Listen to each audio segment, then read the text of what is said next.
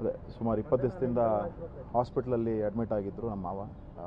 ಇವತ್ತು 4 ಗಂಟೆ 18 ನಿಮಿಷಕ್ಕೆ ಕೊನೆ ಉಸಿರನ್ನು ಎಳೆದಿದ್ದಾರೆ. ತುಂಬ ಬೇಜಾರಾಗ್ತಾಯಿದೆ. ಕರ್ನಾಟಕ ಕಂಡಂಥ one of the most eminent personalities ಅಂತಲೇ ಹೇಳಬೇಕು. ಕನ್ನಡದಲ್ಲಿ ಫಸ್ಟ್ ಟೈಮ್ ಮೊದಲನೇದಾಗಿ ಪಾಸಾದಂಥ IAS ವ್ಯಕ್ತಿ ಇವತ್ತು ನಮ್ಮ ಜೊತೆಗೆ ಇಲ್ಲ ಅಂತ ಹೇಳೋದಕ್ಕೆ ತುಂಬ ಬೇಜಾರಾಗ್ತದೆ. ಇವಾಗ ಇಲ್ಲಿಂದ ಅವರ ಮನೆಗೆ ಕರ್ಕೊಂಡು ಹೋಗ್ತಾಯಿದ್ದೀವಿ.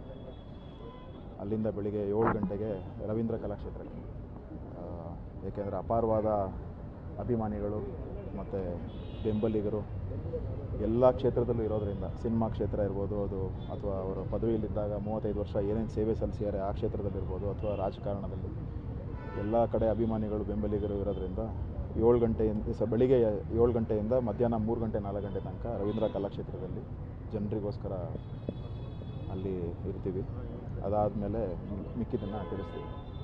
ಅಂತ್ಯಕ್ರಿಯೆ ಎಲ್ಲಿ ಮಾಡಬೇಕು ಅಂತ ಅದೇ ಇನ್ನೂ ಚರ್ಚೆ ನಡೆಸಬೇಕು. ಯಾಕೆಂದರೆ ಅವರ ಪತ್ನಿಯವರು ಮಲೆ ಮಹದೇಶ್ವರ ಬೆಟ್ಟಕ್ಕೆ ಹೋಗಿದ್ದರು. ಸೊ ಅವ್ರ ಹತ್ರ ಇನ್ನೂ ಡಿಸ್ಕಸ್ ಮಾಡಿಲ್ಲ. ನಾವು ಅವ್ರ ಹತ್ರ ಫೈನಲ್ ಆಗಿ ಡಿಸ್ಕಷನ್ ಮಾಡಿ ಮೀಡಿಯಾಗೆ ತಿಳಿಸ್ತೀವಿ. ಸರ್ ಏನಾಗಿತ್ತು ಅಂತ ಹಾಸ್ಪಿಟ್ಲಿಗೆ ಕರ್ಕೊಂಬಂದವ್ರಿಗೆ? BP ಇಶ್ಯೂಯಿಂದ ಕರ್ಕೊಂಬಂದಿದ್ದವ್ರಿಗೆ BP ಫ್ಲಕ್ಚುಯೇಷನ್ಸ್ ಇತ್ತು. ಸೊ ಕಾರ್ಡಿಯಾಕ್ ಅರೆಸ್ಟ್ ಆಗಿ ಒಂದು 6 ಡೇಸ್ ಆಗಿತ್ತು. ಇವತ್ತು ಮತ್ತೊಮ್ಮೆ ಇನ್ನೊಂದು ಸಲ ಕಾರ್ಡಿಯಾಕ್ ಅರೆಸ್ಟ್ ಆಗಿ ಕೊನೆ ಉಸಿರು.